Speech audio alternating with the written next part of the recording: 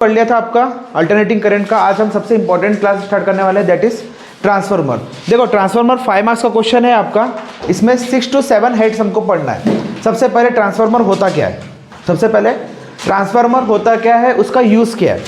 सबसे पहला क्वेश्चन क्या है, ट्रांसफार्मर होता क्या है, उसका यूज़ क्या है। फिर हमको पढ़ना है इसका कंस्ट्रक्शन, हमको फिर क्या पढ़ना है, इसका कंस्ट्रक्शन। फिर आता है इसका वर्किंग प्रिंसिपल, कि किस प्रिंसिपल पे ये क्या कर रहा है, आपका वर्क कर रहा है। इसके बाद आता है आपका डायग्राम, ट्रांसफार्मर का डायग्राम। देन आता है उसका types, step up and step down. Types के बाद उनका फॉर्मूला, मतलब डेरिवेशन छोटा सा, कि कॉइल्स का क्या फर्क होता है। फिर हमको कुछ लेना है अजम्पशंस, कुछ अजम्पशंस है ट्रांसफार्मर में, कोई भी मशीन में कोई ना कोई अजम्पशन हम लेके चलते हैं, वो अजम्पशन। इसके बाद लॉसेस, इसके बाद क्या करना है हमको, लॉसेस। तो पेपर में देखो क्या होगा, इक्वली इंपॉर्टेंट है आपके CBSE as well as for the MP board. तो ये पूरे 6 और 7 हेड में से कोई भी वो 3 चीज पूछेगा आपसे, 3 और 4 हेड में से कोई भी क्या पूछेगा, 3 चीजें। What is transformer, explain is construction, working principle and losses, ऐसा पूछ लिया उसने।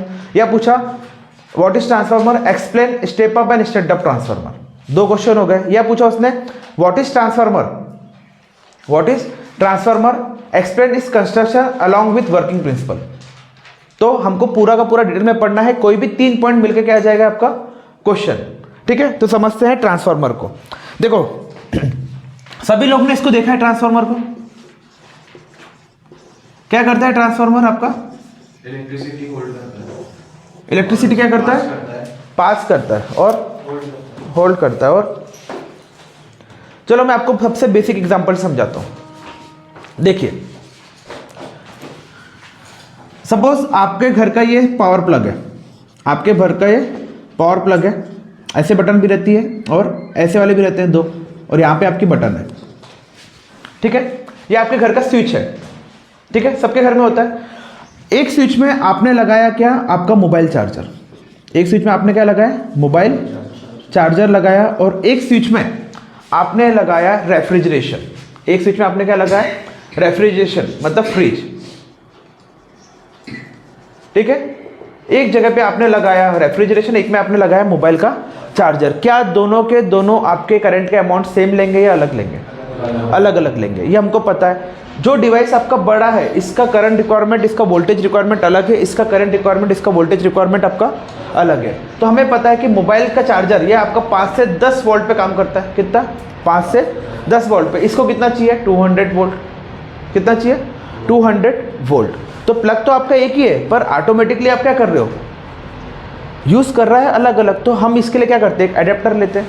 हम क्या लेते हैं, एडेप्टर लेते हैं। एडेप्टर में क्या होता है, अपन ने प्लग लगाया, एक पिन रहती है जिससे मोबाइल चार्ज कर रहे हैं, उसने 5 से 10 वोल्ट में चार्ज कर लिया, एक ने क्या करा, रेफ्रिजरेशन में चार्ज कर लिया। इसका प्लग का सॉकेट क्या होता है, अलग। तो आपने देखा होगा 3 पिन सॉकेट रहता है और एक 2 पिन सॉकेट रहता है। 2 पिन सॉकेट जितने भी है वो नॉर्मली आपके कम वोल्टेज पे काम करते हैं। 2 पिन सॉकेट वाले कितने पे काम करते हैं, आपके कम वोल्टेज पे काम करते हैं। और 3 पिन वाले क्या है, आपके बड़े। सपोज जैसे मेरे को माइक्रोवेव चलाना है, या मुझको एसी चलाना है, या मेरे को इलेक्ट्रिक टोस्टर चलाना है, या मेरे को पानी का रॉड गर्म करना है, तो ये सब में कैसे होंगे, अपने 3 पिन वाले होंगे। 2 पिन में मोबाइल चार्जर, सीरीज चलाना है, कोई टीवी का कनेक्शन है, ये सब कैसे हैं आपके 2 पिन है। तो इसका मतलब क्या है, 2 पिन 3 पिन का। 3 पिन सॉकेट महंगा आता है, 2 पिन सॉकेट सस्ता आता है। मतलब कर क्या रहा है, यहाँ पर आपका काम आता है ट्रांसफार्मर। यहाँ पे क्या काम आता है, ट्रांसफार्मर। तो transformer is a device, transformer is a device which convert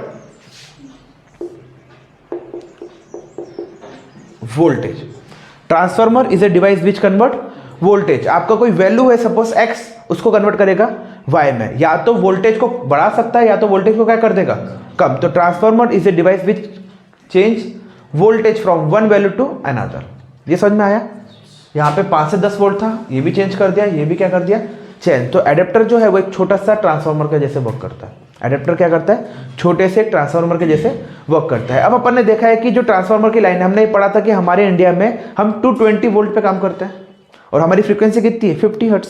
ये हमने पढ़ा है कि हमारे इंडिया में 220 वोल्ट पे हम काम करते हैं, और फ्रीक्वेंसी कितनी है हमारी, 50 हर्ट्ज। तो ये बताओ 220 वोल्ट हमारा आ रहा है पावर स्टेशन से, सब स्टेशन से, जहाँ इलेक्ट्रिसिटी बन रही होगी वहाँ कुछ अलग होगा। यहाँ पर जहाँ पे इंडस्ट्री आ रही होगी, फिर यहाँ से डिस्ट्रीब्यूट होती है आपके हर एक कॉलोनीज में, आपके हर एक घर में। तो वहाँ पे आपकी 220 वोल्ट पे एनर्जी आ रही है, आपके घर पे देखो डिस्ट्रीब्यूट हो गई। यहाँ पर आता है आपका स्टेप डाउन ट्रांसफार्मर। तो ट्रांसफार्मर कितने टाइप के होते हैं आपके? 2 टाइप के होते हैं। तो ट्रांसफार्मर होता क्या? ट्रांसफार्मर एक डिवाइस है जिसमें आप क्या करते हो? वोल्टेज को चेंज करते हो। लिखिए डेफिनेशन, लिखो transformer is a device which changes, transformer is a device which changes voltage from one value to another.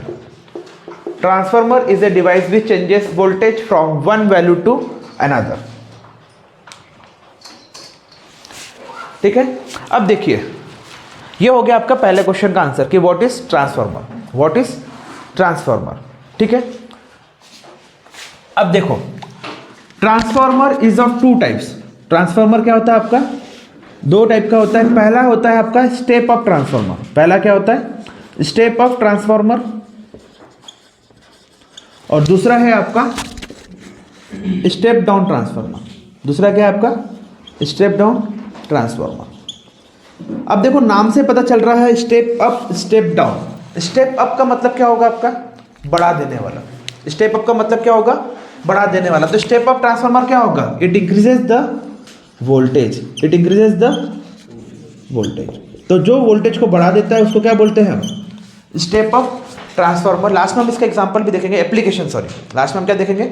Application. तो वहां पर मैं इसको डिटेल में एग्जांपल के साथ समझाऊंगा। तो हमको पढ़ना कैसा है? सबसे पहले डेफिनेशन, देन उसका वर्किंग प्रिंसिपल, फिर आपका कंस्ट्रक्शन, टाइप्स, लॉसेस, एप्लीकेशन। ये 6 हेड्स में पढ़ना है और आखिरी में फॉर्मूला उसका डेरिवेशन।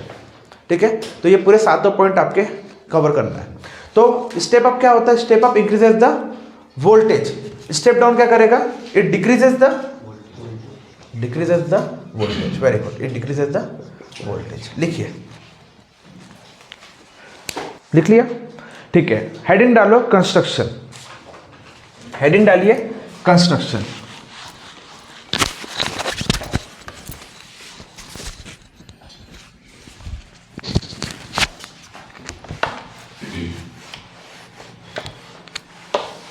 देखिए कंस्ट्रक्शन है इसका। डायग्राम बहुत ब्यूटीफुल बनाना अच्छे से। ठीक है,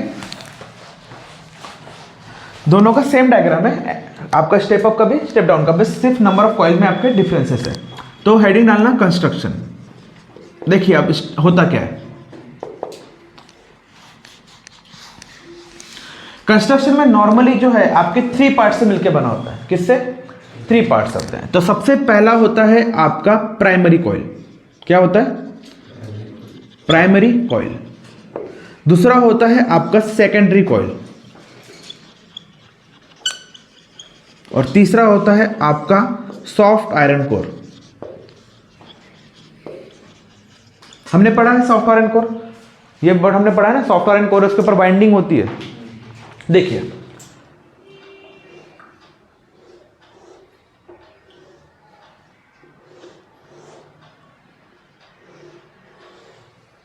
ठीक है, ये है आपका सॉफ्ट आयरन का कोर। ये क्या है आपका? सॉफ्ट आयरन का कोर है। अब यहां पर क्या है? वाइंडिंग हो रही है। वाइंडिंग का मतलब होता है ऐसा लपेटना। ये है आपकी प्राइमरी कॉइल। ये क्या है आपकी? Primary coil. ठीक है, इसमें जो नंबर ऑफ टर्न्स है, मतलब कितने बार गुंडा गया है, उसको बोलते हैं एनपी। क्या बोलते हैं? एनपी। एनपी का मतलब होता है number of turns in primary coil. Number of turns in primary coil. Very good. Same similarly यहां पर क्या होगा आपका? यहां पर भी वाइंडिंग होगी ऐसी। ठीक है, यहां से करंट आ रहा होगा। यहां पे क्या होगा आपका? ये है आपका सेकेंडरी कॉइल। ये क्या है आपका? Secondary coil. और यहां पर क्या है आपका? एनएस, मतलब number of turns in secondary coil. Number of turns in secondary coil. देखिए अब जो आपके प्राइमरी कॉइल है और सेकेंडरी कॉइल है, दोनों एक ही सॉफ्ट आयरन कोर में है, पर दोनों एक दूसरे से अलग है। दोनों एक दूसरे से क्या है? अलग है। यहां का कोई भी वायर इसके सेकेंड वायर से कनेक्ट नहीं होगा। तो यहां पर हमको लिखना है अजम्पशन। तो सबसे पहले समझ में आया कंस्ट्रक्शन में क्या होता है? Primary, secondary and tertiary coil, और ऐसा डायग्राम बनाना। ठीक है, अब हेडिंग डालो अजम्पशंस। अब हेडिंग डालो अजम्पशंस। ठीक है, अजम्पशन का मतलब देखो क्या होता है, हम ये मान के चलते हैं कि यहाँ की कोई भी कॉइल इससे कनेक्टेड नहीं है, यहाँ की कोई भी कॉइल इससे छू नहीं रही है, परफेक्टली इंसुलेटेड कॉइल है। कैसी है? परफेक्टली इंसुलेटेड कॉइल है। तो लिखो अजम्पशंस, हेडिंग डालो अजम, पहले बना लो, ये बना लो पहले, ठीक है। Both coils are perfectly insulated from each other. Both coils are perfectly insulated from each other.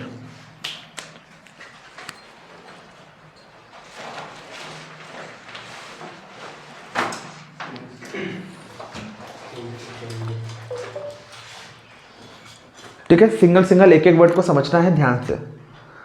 बहुत ही अति आवश्यक क्वेश्चन है और आईएमपी क्वेश्चन है, आने के चांसेस 100% है, 90 भी नहीं 100% है, कोई ना कोई एक पॉइंट आएगा, ठीक है।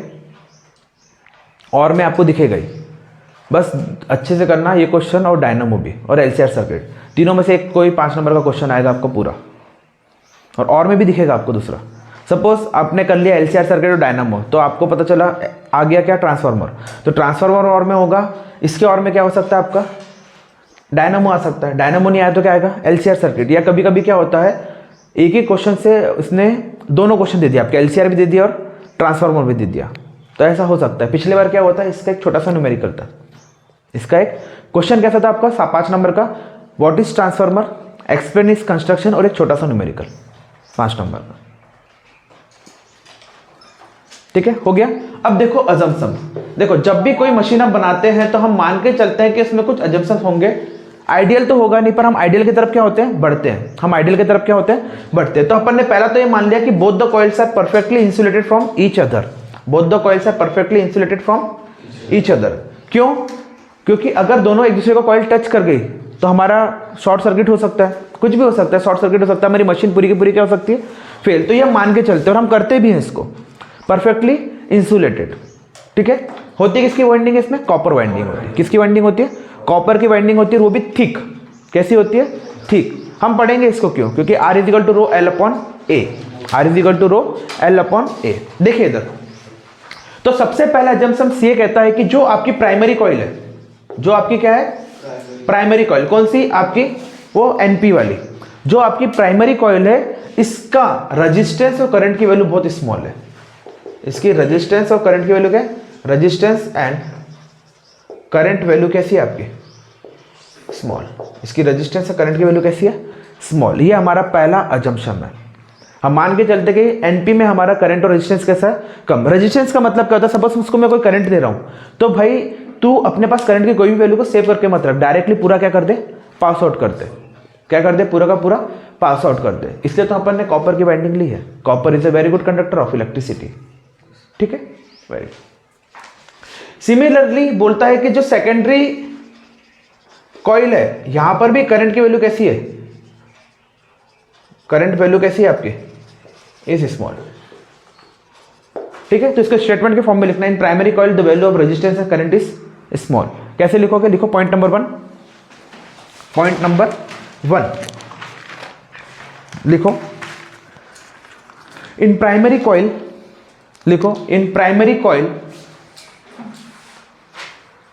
इन primary coil the value of resistance, in primary coil the value of resistance and current is small. In primary coil the value of resistance and current is small. Point number 2, हम ये भी मान के चलते हैं कि हमारी सेकेंडरी कॉइल का रेजिस्टेंस कैसा है?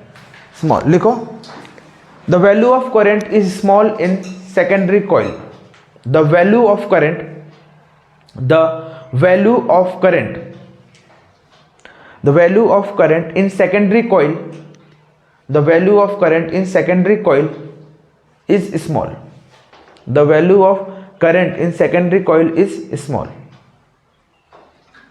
ठीक है। अब आता है तीसरा assumption। देखो तीसरा assumption क्या कहता है? अब यहां पर करंट हम भेज रहे हैं, यहां पर एनपी कॉइल में क्या है आपका? करंट फ्लो हो रहा है। तो हमने पढ़ा है कि जब भी करंट फ्लो होता है तो क्या जनरेट होती है? मैग्नेटिक लाइंस ऑफ फोर्स हमने पढ़ा है। जब भी करंट फ्लो हो रहा है तो क्या होगी, मैग्नेटिक लाइंस ऑफ फोर्स। अब यहाँ पे क्रॉस सेक्शन एरिया है तो हम कौन सा कॉन्सेप्ट लेके आते हैं, मैग्नेटिक फ्लक्स। हमने पढ़ा है कि कोई भी क्रॉस सेक्शन के एरिया के अंदर कितनी भी मैग्नेटिक लाइंस ऑफ फोर्स आ रही है इसको क्या बोलते हैं, फ्लक्स। तो यहाँ का जो फ्लक्स है और यहाँ का जो फ्लक्स है हम मान के चलते हैं कि दोनों कैसे हैं, same.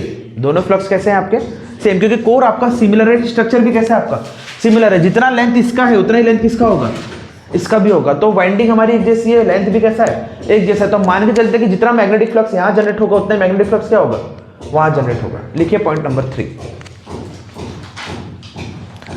The same flux link the primary and secondary coil. The same flux link the primary and secondary coil. The same flux link the primary and secondary coil. ठीक है, नोट डाउन करो इसको। ये हो गया आपका। अब हेडिंग डालना वर्किंग प्रिंसिपल। हेडिंग क्या डालना, वर्किंग प्रिंसिपल। एक एक पॉइंट लिखते जाना। सबसे पहले से अपन इंट्रोडक्शन लिखा, इंट्रोडक्शन के बाद फिर क्या हुआ आपका, step up and step down, फिर क्या आया आपका, कंस्ट्रक्शन। ये सब आपके हाईलाइटेड पॉइंट्स है, इससे ही क्वेश्चन आने वाला है, उसको हमको एक्सप्लेन करना है। फिर क्या डालना, वर्किंग प्रिंसिपल।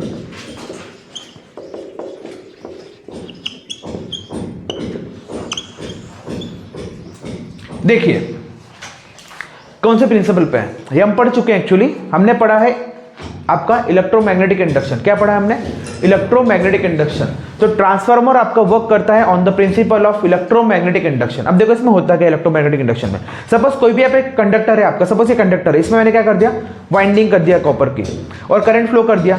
तो जैसे करंट फ्लो करूंगा तो क्या होगा, इसमें से करंट आपका मैग्नेटिक लाइंस ऑफ फोर्स बनेगी और इस कॉइल में कुछ ना कुछ एक फोर्स जनरेट होगा जिसको हम बोलते हैं इलेक्ट्रोमोटिव फोर्स। क्या बोलते हैं, इलेक्ट्रोमोटिव फोर्स। अगर इसी कॉइल में जनरेट हो गया इसको बोलते हैं सेल्फ इंडक्टेंस। क्या बोलते हैं, सेल्फ इंडक्टेंस। तो अब अपन ने यहां पर कॉइल जनरेट किया, यहां पे इलेक्ट्रो क्या होगा आपका फ्लक्स जनरेट हुआ, इसके कारण यहां पर कुछ ना कुछ फोर्स आएगा, यहां पर क्या होगा, कुछ ना कुछ क्या होगा आपका फोर्स आएगा और ऐसा मैग्नेटिक फील्ड बनेगा। इस टाइप का आ गया आपका, चारों तरफ होगा एक जैसा, सिमिलर ही होगा ना, क्योंकि स्ट्रक्चर कैसा है आपका, सेम। तो यहां पर जो मैग्नेटिक फ्लक्स यहां पर जनरेट हुआ ये ऐसा ट्रेवल कर रहा पूरा पूरा पूरा पूरा, जो इलेक्ट्रोमैग्नेटिक इंडक्शन है वो भी ट्रेवल कर रहा, और एक कॉइल के कारण, एनपी कॉइल के कारण जो इंडक्शन यहां पर आता है, इसके कारण जो इलेक्ट्रोमैग्नेटिक फोर्स है जो इस पे प्रभाव डाल रहा है या इफेक्ट कर रहा है उसको बोलते हैं म्यूचुअल इंडक्टेंस। तो सेल्फ इंडक्टेंस और म्यूचुअल इंडक्टेंस में डिफरेंस क्या है, ये भी हमको इलेक्ट्रोमैग्नेटिक्स में पढ़ना है। और वेरी इंपॉर्टेंट डिफरेंस बिटवीन है self inductance and mutual inductance. जैसे आप बोलते हैं ना बायो में आपका डीएनए आरएनए का डिफरेंस बिटवीन है, ठीक है, एनिमल सेल प्लांट सेल का है, वैसे ही self inductance and mutual inductance. तो अगर एक ही कॉइल में इंडक्टेंस जनरेट हो रहा है, इलेक्ट्रोमैग्नेटिक फोर्स हो रहा है, तो उसको क्या बोलते हैं, सेल्फ। एक कॉइल के कारण दूसरे कॉइल पे कुछ हो रहा है उसको क्या बोलते हैं, म्यूचुअल इंडक्टेंस। तो आपका transformer works on the principle of electromagnetic induction, that is mutual inductance. लिखिए, लिखो, it works on the principle of, it works on the principle of, working principle क्या है, it works on the principle of,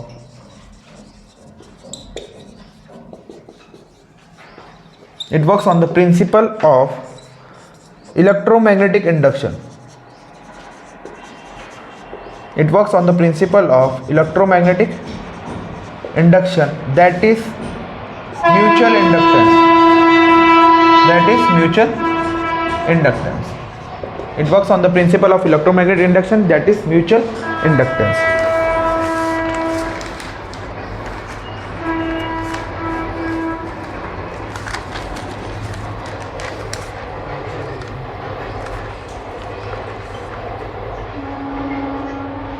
ठीक है, ये है आपका working principle, लिख लिया।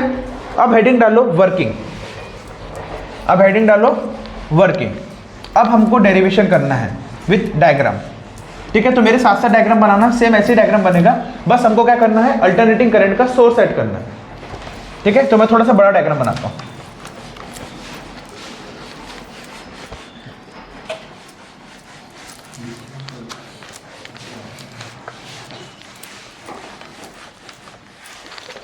ठीक है, हेडिंग क्या डालोगे आप, वर्किंग।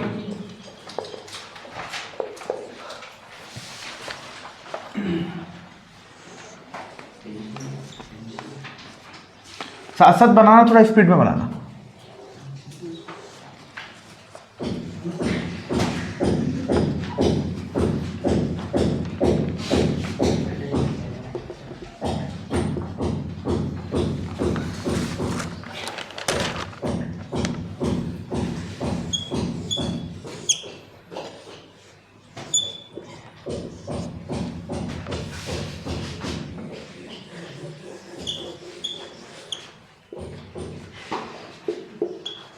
ठीक है, डायग्राम बनाइए ध्यान से। ये वाला सिंबल किसका है हमारा? अल्टरनेटिंग करंट का। कल हमने पढ़ा है, बेसिक इसलिए हमने बोला था। जिसने पहला इंट्रोडक्शन लेक्चर नहीं देखा है वो देख लेना, डिस्क्रिप्शन लिंक में उसकी लिंक दी हुई है डिस्क्रिप्शन बॉक्स में। तो ये कैसा सोर्स है हमारा? एसी सोर्स है। और ग्राफ कैसे बनाता है आपका? Sinusoidal curve. कैसा बनाता है? Sinusoidal curve. ठीक है, अब देखो यहां पर हमने टर्म को क्या बोला? एनपी। यहां पर क्या बोला हमने? एनएस। ठीक है, ये थी हमारी कौन सी कॉइल? Primary coil. ये हमारी कौन सी कॉइल है? Secondary coil. अब देखो यहां पर वर्ड्स लिखना है हमको। सपोज मैंने बोला यहां पर करंट मेरा आईपी है, यहां पर मेरा करंट क्या है? आईपी। मतलब क्या होगा? Current in primary coil. IP क्या होगा हमारा? Current in primary coil. Similarly NS NP क्या होगा मेरा? Number of turns in primary coil. Number of terms in primary coil. और वीएस के वीपी क्या होगा मेरा? Voltage across primary coil. Voltage across primary coil. Similarly यहां पे क्या होगा मेरा? आईएस क्या होगा? Current across secondary coil. VS क्या होगा? Voltage across secondary coil. और एनएस क्या होगा? Number of turns in secondary coil. ठीक है, तो सिंपल नामकरण है। आईपी मतलब प्राइमरी कॉइल का करंट, एनपी मतलब नंबर, और वीपी मतलब वोल्टेज। ठीक है,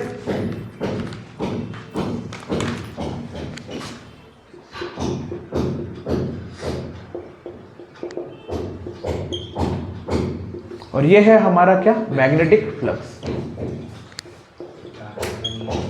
बनाइए जल्दी।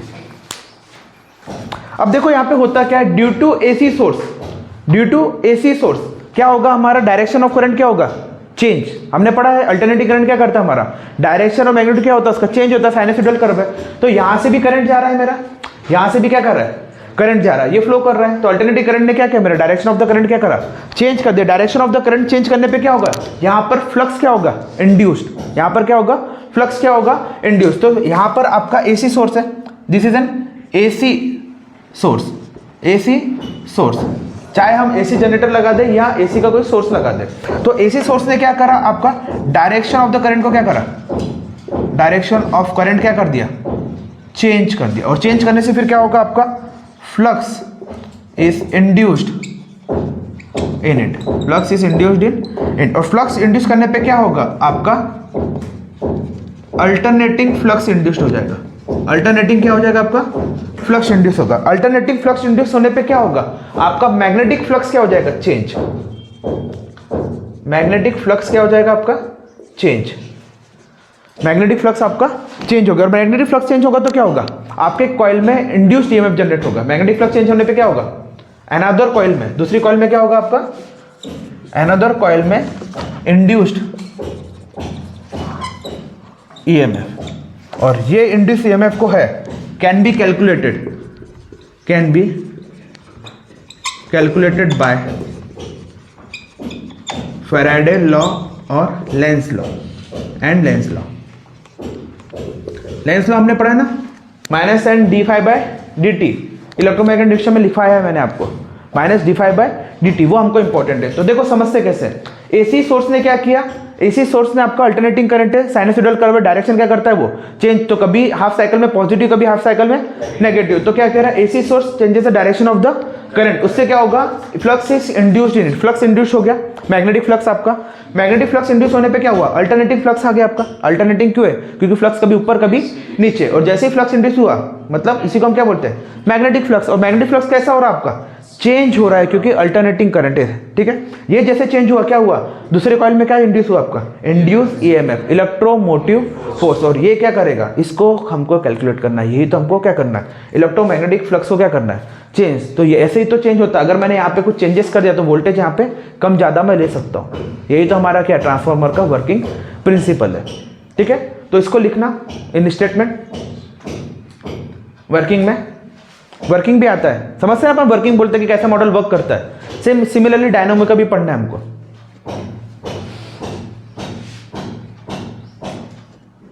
ठीक है, लिखो साथ साथ नीचे लिखे,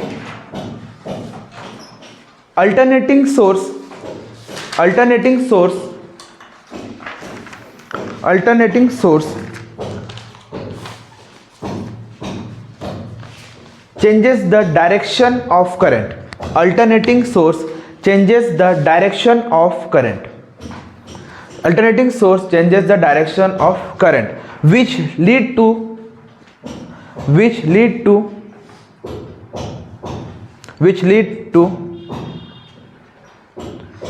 flux induction, which lead to flux induction, which lead to flux induction. Full stop. The flux induced, the flux induced, bracket में लिखना magnetic flux, the flux induced, bracket में लिखना मैग्नेटिक फ्लक्स, चेंजेस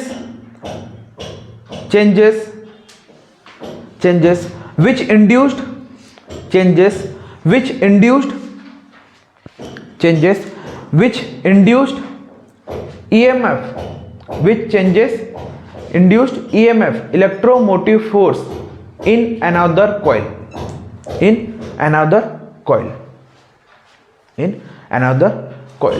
लिख लीजिए कितना बचा है, देन इसके बाद पॉइंट डालना आपको डेरिवेशन का, in another coil, COIL, coil, in another coil.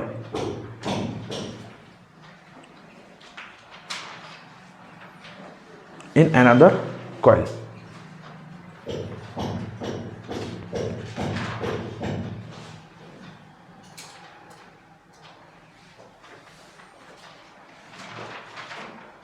ठीक है, जल्दी लिखिए, फिर हमको लिखना है डेरिवेशन। ठीक है, ये याद रखना, आईपी, एनपी, वीपी, और ये मैं बार बार इसको लिखने वाला नहीं हूँ, एक बार लिख दिया, ठीक है। अब डायरेक्टली हम लेंस लॉ यूज करेंगे।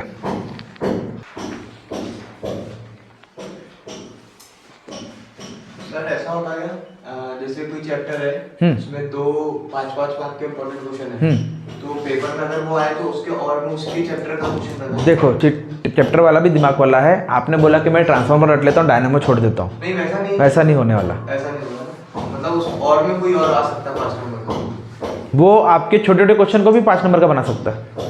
क्या अल्टरनेटिंग करंट बोल देगा वो, अल्टरनेटिंग करंट का एलसीआर सर्किट का एक पॉइंट बोल देगा छोटा सा एक पॉइंट को 3 पॉइंट करके अलग अलग पॉइंट बना देगा, दिखता है ना, right in short notes, 3 point अलग अलग बना देगा वो, ठीक है।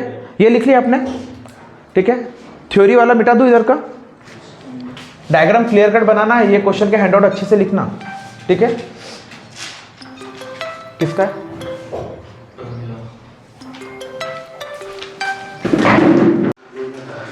देखिए, तो यहां पर आपने अल्टरनेटिंग करंट का सोर्स दिया, उससे इंड्यूस ईएमएफ कहां पे आया आपका, सेकेंडरी कॉइल में। यहां पर आपने करंट का सोर्स दिया, अल्टरनेटिंग करंट का, इंड्यूस करंट कहां पर आया आपका, ईएमएफ यहां पे, तो सेकेंडरी कॉइल पे आ रहा है। तो बिकॉज ऑफ फर्स्ट कॉइल आपका इंड्यूस ईएमएफ किस पे आ रहा है, सेकेंडरी कॉइल में, और इसके कारण किस में आ रहा होगा, प्राइमरी कॉइल पे। तो देखो ध्यान से समझना, यहां पे सिंबल का खेल है। देखो, तो हमने क्या बोला, प्राइमरी कॉइल के कारण कहां पे आ रहा है आपका, सेकेंडरी कॉइल में, और ये हमको किससे पता चलता है, with the help of lens law. Lenz law क्या कहता है, जो भी मैग्नेटिक फ्लक्स है वो उसको क्या करता है, अपोज करता है। तो यहां से वैल्यू आई आपकी इंड्यूस ईएमएफ की, किसकी, induce EMF ES is equal to होता है माइनस NS d∅dt। अब देखो NS क्यों, क्योंकि कॉइल 1 से किस पे जनरेट हो रहा है, कॉइल 2 पे, बिकॉज ऑफ प्राइमरी कॉइल आपका इंड्यूस ईएमएफ किस पे आ रहा है, सेकेंडरी कॉइल, इसलिए हमने क्या लिया, NS अपॉन NS लिया। अब देखो अब इसमें भी तो करंट आ रहा है, एसी सोर्स यहाँ पर भी लगा है, तो ये कॉइल के कारण इंड्यूस ईएमएफ कहाँ पे आ रहा होगा, प्राइमरी कॉइल पे आ रहा होगा, ठीक है। इस ईएमएफ को बोलते हैं बैक ईएमएफ और इन्वर्टेड ईएमएफ, मतलब पीछे से आ रहा ना, तो इसको क्या बोलते हैं, बैक ईएमएफ और इन्वर्टेड ईएमएफ। तो लिखो दूसरा क्या होगा, बैक ईएमएफ आपका प्राइमरी कॉइल का, प्राइमरी कॉइल का इंड्यूस ईएमएफ, और जिसको हम क्या बोलते हैं, बैक ईएमएफ। ये क्या होगा आपका -NP/dt,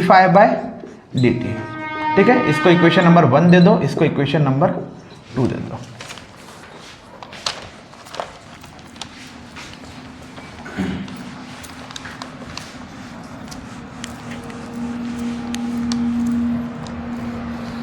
ठीक है, ये समझ में आ गया, इसको लिख लो। अब हम बात करेंगे वोल्टेज की, अब हम बात करेंगे क्या, वोल्टेज की, क्योंकि हमारा ट्रांसफार्मर क्या करता है, हमारा ट्रांसफार्मर वोल्टेज को ही तो क्या कर रहा है, कम या ज़्यादा कर रहा है। तो वोल्टेज अक्रॉस सेकेंडरी कॉइल क्या होगा, वोल्टेज अक्रॉस सेकेंडरी कॉइल क्या होगा, Vs, voltage across secondary coil क्या होगा, Vs, जो इक्वल किसके है, -NS/dt। तो वोल्टेज अक्रॉस सेकेंडरी कॉइल, ठीक है।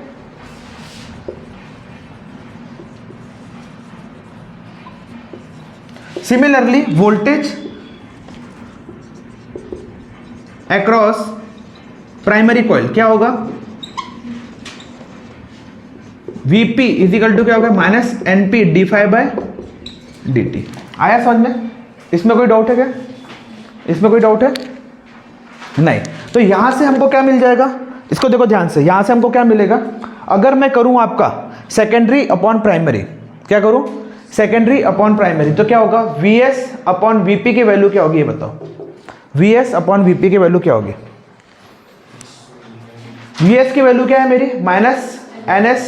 -NS/dt अपॉन में क्या है, -NP/dt। तो d/dt तो पूरा का पूरा क्या हो गया आपका, कैंसल आउट हो गया, ये माइनस भी क्या हो गया, कैंसल आउट हो गया। तो आया क्या आपका, Vs upon Vp is equal to NS upon NP।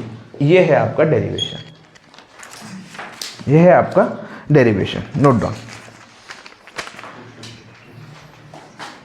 ठीक है। ये लिखिए और इसके नीचे लिखना नोट पॉइंट।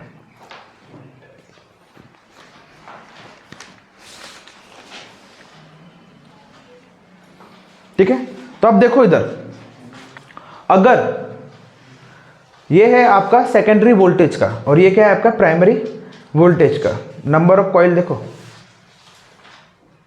अगर मुझको यहां से निकालना है नंबर ऑफ सेकेंडरी कॉइल, कैसे निकालेंगे, सपोज क्वेश्चन दिया आपको, न्यूमेरिकल देखो यहां से आता है, इधर देखिए, ये 3-4 में से आपको 3 चीजें दी रहेगी, 4 में से क्या दी रहेगी, 3। तो उसने बोला देखो Vs है आपका, मतलब वोल्टेज अक्रॉस सेकेंडरी कितना है आपका, 200 वोल्ट, वोल्टेज अक्रॉस सेकेंडरी कितना है 200 वोल्ट, वोल्टेज अक्रॉस प्राइमरी कितना है आपका 100 वोल्ट, ठीक है। वोल्टेज अक्रॉस सेकेंडरी कितना है आपका 200, वोल्टेज अक्रॉस प्राइमरी कितना है आपका 100। Number of turns in secondary हमको नहीं पता, नंबर ऑफ टर्न्स हमको सेकेंडरी में नहीं पता, हमको एनपी पता है, एनपी सपोज आपका है 5000, तो हमको यहाँ पता है कि यहाँ पे 5000 वायर है, हमको यहाँ नहीं पता कितने वायर है या कितने वायर हमको बनाना है या डालना है, ठीक है, वाइंडिंग करना है। तो क्या होगा, 3 चीजें हमको पता है, Vs हमको दिया हुआ है, Vp हमको दिया हुआ है, NS हमको नहीं पता, ये क्वेश्चन मार्क है, ये भी हमको दिया है। तो यहाँ से NS कैसे निकलेगा, NS कैसे निकलेगा, इसका मल्टीप्लाई इसके साथ होगा, तो क्या होगा Vs इंटू NP अपॉन में क्या आएगा Vp। तो क्या होगा, Vs कितना है आपके पास 200 इंटू NP कितना है आपके पास 5000 अपॉन में Vp कितना है आपके पास 100। तो ये कैंसिल हो गया आपका, तो 5 2 सा कितना होता है 10,000। तो हमारे पास NS कितना होगा, सेकेंडरी कॉइल कितनी होगी 10,000। अगर NP हमारी 5000 कॉइल यहाँ पर है तो यहाँ कितनी करना पड़ेगा हमको 10,000। अरे बाबा मैंने बोला ये पैरेलल है, वाइंडिंग तो हमारे हाथ में है ना, मैंने बोला ये लेंथ बराबर है, वाइंडिंग तो मेरे हाथ में ना, कितनी चाहूँ मैं कितनी कर सकता भाई, कम ज़्यादा करेंगे तभी तो वोल्टेज कम ज़्यादा करेंगे ना अपन, तभी तो मैग्नेटिक फ्लक्स की वैल्यू चेंज करूंगा। अगर दोनों सेम कर दिया मैंने तो कैसे वोल्टेज चेंज कम कर सकते, फ्लक्स कैसा होगा एक जैसा होगा। तो इनिशियली मैंने वही माना कि फ्लक्स कैसा है मेरा, एक जैसा है। अब मुझे तो आइडियल मशीन थी आपकी एक जैसा है, मुझको क्या करना है, स्टेप डाउन या स्टेप अप। तभी तो मैं क्या कर रहा हूँ, नंबर ऑफ कॉइल को क्या कर रहा हूँ, चेंज कर रहा हूँ। Very good. और अगर मुझको सपोज स्टेप डाउन कराना है तो मैं क्या करूंगा, नंबर ऑफ कॉइल बदल दूंगा। और ये कैसे निकल गया, with the help of this formula.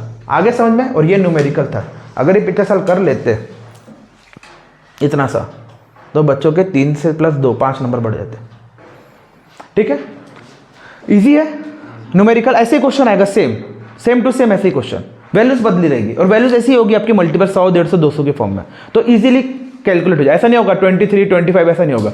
ऐसे ही 50 100 400 200 ऐसे आपके होल फिगर इवन नंबर में रहेंगे, तो आराम से कैंसल आउट हो जाते हैं।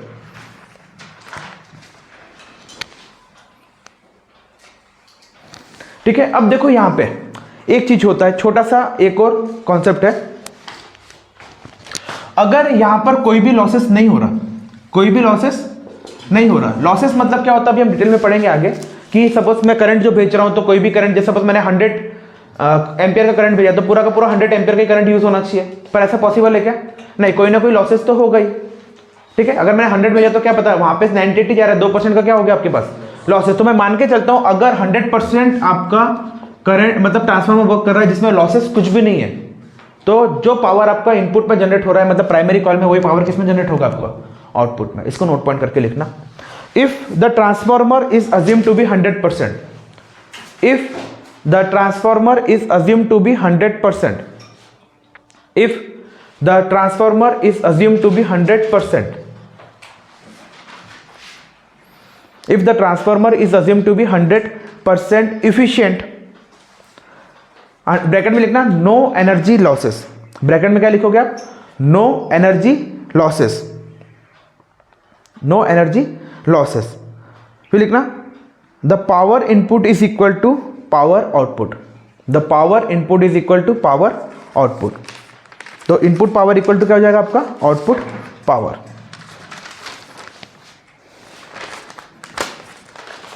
Input power is equal to output power. ठीक है, लिख लिया। अब हेडिंग डालना पावर। क्या हेडिंग डालोगे, पावर। पावर का फॉर्मूला पता है, हाँ पावर का फॉर्मूला पता है। देखिए पावर क्या होगा आपका, पावर इज इक्वल टू होता है आपका वोल्टेज इनटू करंट। पावर क्या होता है आपका, वोल्टेज इनटू करंट। और P इज इक्वल टू क्या होता है, V into I. P is equal to क्या होता है, V इनटू आई। मैं मान के चलता हूं कि अभी हमने क्या बोला, इफ ट्रांसफार्मर वर्क्स 100%, तो input power is equal to क्या होता है, आउटपुट पावर। तो हम क्या लिखेंगे, input power is equal to output power. Very good. अब बताओ इनपुट पावर मतलब क्या होगा मेरा, इनपुट मतलब प्राइमरी कॉइल, हाँ प्राइमरी कॉइल में आ रही है, आउटपुट मतलब मेरा किसमें निकल रहा है, सेकेंडरी में। तो मैं मान के चलूंगा इनपुट पावर जो मेरा है, तो यहां पे क्या होगा, V इंटू आई है, तो मैं ये मान के चलूंगा कि VP इंटू IP कर सकता हूं। इनपुट पावर मेरा प्राइमरी कॉइल है, तो VP मतलब क्या हुआ, voltage across the primary coil, IP क्या होगा, current across the primary coil, is equal to क्या होगा, VS into IS। Very good, VS into IS। अब मुझे निकालना है करंट का रेशियो। करंट का क्या करना है, रेशियो। सपोज मैंने लिया IP अपॉन IS, इस वैल्यू को मैंने यहां ट्रांसफर किया, तो क्या होगा, ये वाली जो वैल्यू है VS, ये वाली कहां जाएंगी फिर नीचे। ये एक और फॉर्मूला आपका आ गया। अगर मुझे करंट की वैल्यू भी फाइंड आउट करना है ट्रांसफार्मर में, तो मैं कौन सा न्यूमेरिकल यूज करूंगा, फॉर्मूला ये। और यही फॉर्मूला आपका होता है IP upon IS equal to VS upon VP। उधर देखो क्या है, VS equal to NS upon NP। Very good, NS upon NP ये है। तो कोई भी चीजें हमको दी रहेगी। सपोज अब एक क्वेश्चन देखो, छोटा सा क्वेश्चन दिया है हमको, the value of IP is 100, the value of IP कितना है, 100 ampere, and the value of IS is 200। The value of IP is 100 and the value of IS कितना है आपका 200, and the number of primary coil is 300। Calculate the number of secondary coil.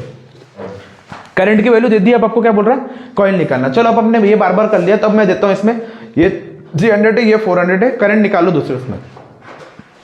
तो जो electrical engineer रहता है उसका काम यही होता है न्यूमेरिकल में कि कितने अमाउंट का करंट आ रहा है, अपने पास कितना मिलेगा, कितनी वाइंडिंग है उसका, ये तो पता है ना वाइंडिंग कितनी उसके पास। अब यहाँ पर क्या होगा, हमको पता है कि IP अपॉन IS। अब हम देखेंगे कि कौन सी चीज पूछ रहा है, वो IP पूछ रहा है, कौन सा पूछ रहा है NS, एक IP पूछ रहा है और एक NS। तो हम देखेंगे IP upon NS equal to कौन सा फॉर्मूला आपका, NS अपॉन NP।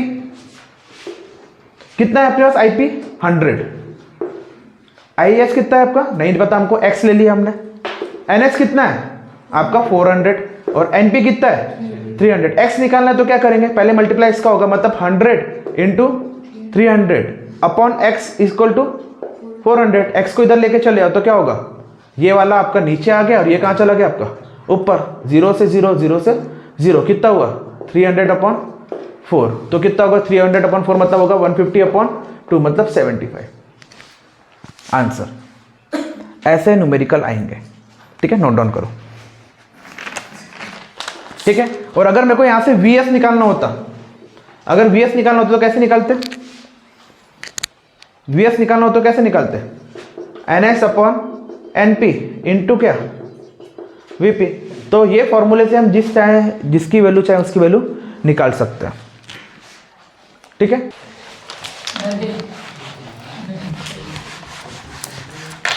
ठीक है, तो ये वाली वैल्यू याद रखना, ठीक है।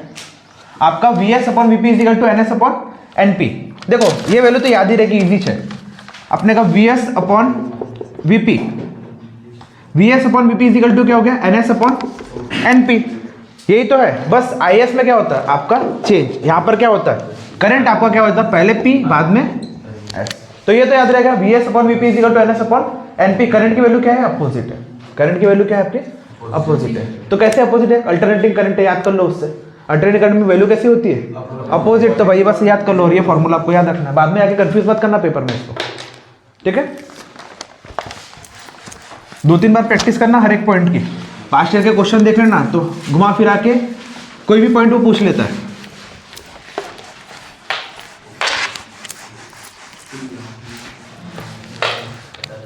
ठीक है, हो गया। हाँ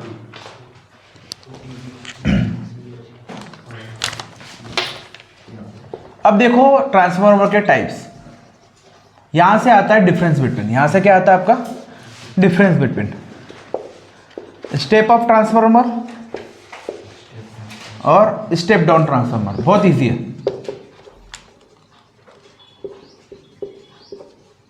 तो हमको पता है कि अगर ट्रांसफार्मर में हमने वैल्यू को हमको क्या करना है बढ़ाना है, वोल्टेज की वैल्यू को क्या करना है बढ़ाना है, तो हम क्या यूज करेंगे स्टेप अप। अगर वैल्यू को मुझे क्या करना है डाउन करना है, कम करना है, तो क्या करूंगा स्टेप डाउन। अब हमको फॉर्मूला क्या है हमारे पास है IP upon IS equal to क्या है VS upon VP is equal to NS upon NP। अब मुझे इस फॉर्मूले से यूज करना है, इस फॉर्मूले से क्या करना है मुझे यूज करना है। अब देखो यहाँ पे VS और VP है, ये वैल्यू को देखो VS और VP। VP क्या है आपका voltage across primary coil, VS क्या है आपका वोल्टेज अक्रॉस सेकेंडरी कॉइल। तो VP देखो नीचे है, VP कहाँ है आपका नीचे। इससे मतलब क्या पता चल रहा है मेरे को कि VP मेरा कैसा है छोटा है। यहां पर क्या होता है VS VP, पहला डिफरेंस। स्टेप अप ट्रांसफार्मर में सेकेंडरी वोल्टेज आपका ज्यादा होता है, प्राइमरी वोल्टेज क्या होता है कम होता है। आगे समझ में। और इसी से देखो वोल्टेज आपका सेकेंडरी बड़ा है। दूसरा देखो NS क्या है आपके नंबर ऑफ टर्न्स किसमें सेकेंडरी में ज्यादा होते हैं, किससे ये डिफरेंस को आपने रटा था। The number of turns in the secondary coil is step up transformer में the number of secondary coil is more, इसमें number of secondary primary coil क्या है कम। ये रटते हो ना, रटना नहीं है, इसको देखना है। अब बताओ करंट की वैल्यू क्या होंगी ऊपर, प्राइमरी की वैल्यू क्या होंगी ज्यादा और सेकेंडरी की क्या होंगी कम। ये हो गए 3 डिफरेंस बिटवीन आपके। इसको देख, इसका सेम अपोजिट किस में होगा आपका, यहां पर क्या होगा देखो VS है यहाँ पे, तो क्या होगा एक आपका NP बड़ा होगा किससे NS से, VS छोटा है तो क्या होगा NP बड़ा होगा किससे आपके VS से, और IS किससे बड़ा होगा आपके IP से, उसी का अपोजिट। तो हमको देखना थोड़ी ना, हमको किसको देखना है इसको। तो ये फॉर्मूला देखा हमने, ये फॉर्मूला हमको याद है VS upon VP equal to NP upon NS upon NP equal to IP upon IS। तो हमने देखा कि VS की वैल्यू कैसी है, ज़्यादा है, VP की वैल्यू क्या है, कम। तो VS की वैल्यू ज़्यादा है, VP की वैल्यू कम है, NS की वैल्यू ज़्यादा है, NP की वैल्यू कम है, करंट की वैल्यू ज़्यादा है, इधर कम, उसका अपोजिट यहाँ पे। तो स्टेप अप और स्टेप डाउन में डिफरेंस समझ में आया। तो अब ये वैल्यू को बढ़ाता है, ये वैल्यू को क्या करता है, कम करता है। आगे समझ में। तो स्टेप अप डाउन ट्रांसफार्मर में सेकेंडरी कॉइल की वैल्यू क्या होंगी, नंबर ज़्यादा। क्यों, अब देखो यहाँ से कॉन्सेप्ट को समझो। हमारे पास ये डायग्राम था, करंट यहाँ से भी जा रहा है और यहाँ से भी जा रहा है। हमने क्या बोला, इंड्यूस ईएमएफ क्या होता है, ड्यू टू कॉइल, इसके कारण इंड्यूस ईएमएफ किस में आएगा, इस पे, और इस कॉइल का इंड्यूस ईएमएफ किस पे आएगा, इस पे। अब देखो मेरे को करंट की वैल्यू बढ़ाना है, मतलब किसकी वैल्यू बढ़ाना है मेरे को स्टेप अप में, एनपी की वैल्यू। तो इसमें क्या होगा, यहाँ पर मेरे को टर्न्स ज़्यादा देना पड़ेगा, यहाँ पर टर्न्स मेरे को क्या देना पड़ेगा, ज़्यादा देना पड़ेगा, तभी तो इसका इंड्यूस ईएमएफ कहाँ जाएगा, प्राइमरी कॉइल में, और आपकी वैल्यू क्या होगी, बढ़ेगी। ये है कॉन्सेप्ट। आ गया। अगर मेरे को यहाँ बढ़ाना है तो यहाँ पे मेरे को छेड़छाड़ करनी पड़ेगी, यहाँ पे कुछ करना है तो इसकी छेड़छाड़ कहाँ करनी पड़ेगी, यहाँ पे, क्योंकि इंड्यूस ईएमएफ ऐसा नहीं कि मेरे को इसको बढ़ाना है तो इसको कुछ करना है। अगर मुझको इसको बढ़ाना है तो मुझे यहाँ चेंजेस करना पड़ेगा, अगर मुझको यहाँ चेंजेस चाहिए मतलब बढ़ाना है तो यहाँ चेंजेस करना पड़ेगा। आया समझ में, क्योंकि इंड्यूस ईएमएफ है। आगे समझ में, ठीक है, लिखो। अब आ रहे हैं हम लास्ट टॉपिक में, आपके एप्लीकेशन। तो देखो इसी को हम समझते हैं, एप्लीकेशन भी साथ साथ ही लिख लो। देखो एप्लीकेशन का काम देखो, सबसे पहला एप्लीकेशन है आपका पावर जनरेशन वाला। किसमें, पावर जनरेशन। तो जो भी पावर प्लांट में आपका पावर का इलेक्ट्रिसिटी का क्या हुआ, जनरेशन हुआ, तो वहां पे वोल्टेज कैसा आपका बना। अब मुझको लॉन्ग डिस्टेंस में क्या करना है, भेजना है। तो वहां पे मेरा पावर स्टेशन है, तो वहां पे कौन सा ट्रांसफार्मर यूज किया हमने, स्टेप अप। कौन सा ट्रांसफार्मर यूज किया, स्टेप अप। स्टेप अप ने वैल्यू क्या कर दिया, बढ़ा दिया। सपोज 200 से 2000 10,000 कर दिया वैल्यू, उसको ट्रांसफर कर दिया लॉन्ग डिस्टेंस तक। उसको पता है कि बीच में लॉसेस होंगे, गायब हो जाएंगे, तो डिस्टेंस को क्या करा, ट्रेवल करके लेके आ गया, सब स्टेशन पे भेज दिया। सब स्टेशन मतलब आपकी सिटी का, जहां से आपकी इलेक्ट्रिसिटी आ रही है वहां पर भेज दिया। अब वो क्या करेगा, वहां पे स्टेप डाउन करेगा। क्या करेगा, स्टेप डाउन करके आपके घर में किस लेवल पे भेजेगा, 220 लेवल पे। कितने लेवल पे, 220। तो वहां पे 2000 पे आया, तो आपके घर पे किस हिसाब से भेजा उसने, 220 वोल्ट में भेजा उसने। आया समझ में, स्टेप डाउन। तो पहला फंक्शन क्या है आपका, पावर जनरेशन वाला। ठीक है, अब देखो, ठीक है। दूसरा, आपने देखा टीवी के साथ आपके साथ एक बॉक्स आता है, कि बोलते हैं जिस सेटअप बॉक्स का एक बॉक्स आता है एम्पलीफायर टाइप का, कि अगर बारिश वारिश हो रही है ऊपर, करंट वरंट के कुछ फ्लक्चुएशन हो रहा है तो आपकी टीवी उड़े ना, आता है ना। एक बॉक्स अलग से आता है जो आपकी इलेक्ट्रिकल अप्लायंसेस को बचाने का आता है। तो उसमें क्या करा, जैसे आपकी वैल्यू बढ़ रही है करंट की, तो आपका वो जो बॉक्स है वो क्या कर देगा, आपकी वैल्यू को नॉर्मल कर देगा, आपके इलेक्ट्रिकल अप्लायंसेस खराब ना हो। उसमें भी क्या होता है, छोटा सा ट्रांसफार्मर। उसमें क्या होता है, छोटा सा ट्रांसफार्मर। वेरी गुड, उसको बोलते हैं, हाँ very good, used as a voltage stabiliser. Used as a voltage stabiliser. तो ये यूज होता है बहुत। कंडेंसर है तो उसमें, हाँ उसमें सेम वही स्टेबलाइजर ही है। तो ये समझ में आ गया, used as a voltage stabiliser. अब लास्ट टॉपिक है आपका एनर्जी लॉसेस। लास्ट टॉपिक है आपका एनर्जी लॉसेस। एनर्जी लॉसेस कैसे होंगे आपके, आते आते एनर्जी लॉसेस हो सकते हैं। वेरी गुड, जो 100% एनर्जी आपकी आनी चाहिए वो आ रही है क्या, नहीं। तो ये डिपेंड करता है, सबसे पहला होता है आपका फ्लक्स लीकेज। सबसे पहला लॉस क्या है आपका, फ्लक्स लीकेज। फ्लक्स लीकेज कैसे होगा आपका, फ्लक्स तो आपको पता है, नंबर ऑफ मैग्नेटिक लाइन जो हो रहा है। फ्लक्स लीकेज होगा कैसे आपका, अगर प्राइमरी और सेकेंडरी कॉइल के बीच में कोई गैप आ गया, प्राइमरी और सेकेंडरी कॉइल के बीच में क्या हो गया, गैप आ गया, तो फ्लक्स तो लीकेज हो ही जाएगा। जितना ज्यादा गैप होगा उतना ज्यादा फ्लक्स का लीकेज होगा, जितना ज्यादा पास होगा उतना ज्यादा क्या होगा, जल्दी से इंड्यूस ईएमएफ ट्रांसफर होगा। तो ये फ्लक्स लीकेज किस पे डिपेंड करता है, गैप्स बिटवीन कॉइल्स। किस पे डिपेंड करता है, गैप्स बिटवीन कॉइल। दूसरा है आपका कॉपर लॉसेस। दूसरा क्या है आपका, कॉपर लॉसेस। क्यों, क्योंकि पूरा तामझाम है किसके ऊपर, कॉपर की वाइंडिंग के ऊपर। पूरा तामझाम किसके ऊपर है, कॉपर की वाइंडिंग के ऊपर। तो ये फॉर्मूला पड़ा है, R = ρ L/A। R = ρ L/A। तो जिसका रेजिस्टिविटी जितनी कम, उसकी इलेक्ट्रिकल कंडक्टिविटी क्या होती, उतनी ज्यादा। तो अपन ने कॉपर यूज किया। अब जिसका एरिया ऑफ क्रॉस सेक्शन ज्यादा, उसका रेजिस्टेंस कम, उसका रेजिस्टेंस कम। ठीक है, तो इसलिए अपन यूज करते हैं थिक वायर्स। क्या यूज करते हैं, थिक वायर्स, ना कि थिन वायर्स। और अपने घर पे कौन से यूज करते हैं हम, थिन। ठीक है, तो ये है। तो क्वेश्चन देखो क्या क्या आता है। सबसे पहले ट्रांसफार्मर का definition. Transformer is a device which changes the voltage from one value to another, फिर उसका आएगा आपका construction, it is constructed into 3 parts, primary coil, secondary coil and the soft iron core. फिर आएगा आपका principle, it works on the principle of mutual inductance that is electromagnetic induction. उसके बाद फिर क्या आएगा आपका स्टेप अप और स्टेप डाउन। फिर आएगा आपका कंस्ट्रक्शन, कंस्ट्रक्शन में आप एसी सोर्स देंगे, एनएस, एनपी और वीपी तीनों नाम लिखोगे। फिर हमको क्या प्रूफ करना है, आपका इलेक्ट्रोमैग्नेटिक इंडक्शन जनरेट होता है बिकॉज ऑफ प्राइमरी कॉइल से किस पे जनरेट होगा, सेकेंडरी पे, और सेकेंडरी पे किस पे होगा, प्राइमरी पे। फिर अकॉर्डिंग टू लेंस लॉ क्या होगा, इंड्यूस ईएमएफ क्या होगा, ES इजिकल टू क्या होगा, माइनस NS अपॉन d∅/dt। उसके बाद फिर क्या होगा आपका एक और induce EMF due to primary coil, जिसकी वैल्यू क्या होगी आपकी बैक ईएमएफ, वो होगा आपका माइनस NS अपॉन d∅/dt। दोनों को सॉल्व करेंगे, VS upon VP equal to क्या होगा, minus NS d∅/dt upon minus VP d∅/dt। दोनों से d∅ से d∅ क्या हो जाएगा आपका कैंसिल, माइनस से माइनस क्या होगा कैंसिल, तो क्या आया आपका माइनस VS अपॉन VP जो था, ये क्या होगा VS upon VP equal to क्या हो गया NS अपॉन NP। ये हो गया आपका पहला डेरिवेशन। फिर हमको पता है पावर इजिकल टू क्या होता है, वोल्टेज इनटू करंट। तो हमने बोला कि अगर आपके कोई भी लॉसेस नहीं हो रहे ट्रांसफार्मर में, 100% आपका सही है, तो इनपुट पावर इजिकल टू क्या होता है, आउटपुट पावर होता है। मतलब आपका प्राइमरी का इनपुट इजिकल टू सेकेंडरी का आउटपुट। अब तो हमने बोला प्राइमरी कॉल का पावर जो है वो क्या है आपका VP into IP equal to क्या हो गया, VS इंटू आई। तो हमने ले लिया आपका IP upon VS equal to क्या हो गया, VS अपॉन VP। यहाँ से हमारा एक और इक्वेशन निकल के आया, IP upon IS equal to VS upon VP equal to NS upon NP। और इसके बाद हमने क्या पढ़ा आपका एप्लीकेशन। तो पावर जनरेशन में एप्लीकेशन है जहाँ पे इलेक्ट्रिसिटी बन रही है, वहाँ पे हमने स्टेप अप यूज करा, वैल्यू को बढ़ाया। देन हम किस में लेकर आ गए आपके पावर सब स्टेशन में, वहाँ पे वैल्यू क्या हो गई आपकी डाउन, और फिर वैल्यू को क्या करा घर पे 220 वोल्ट पे लेकर आया। फिर आपके जब भी क्लाइमेटिक कंडीशन चेंज होगी, वेदर फोरकास्टिंग में चेंजेस हुआ, बारिश आ रही है या आपकी बिजली कड़क रही है, तो आपकी इलेक्ट्रिकल अप्लायंसेस खराब ना हो, इसलिए हमने क्या यूज करा, voltage stabiliser, voltage stabiliser use किया।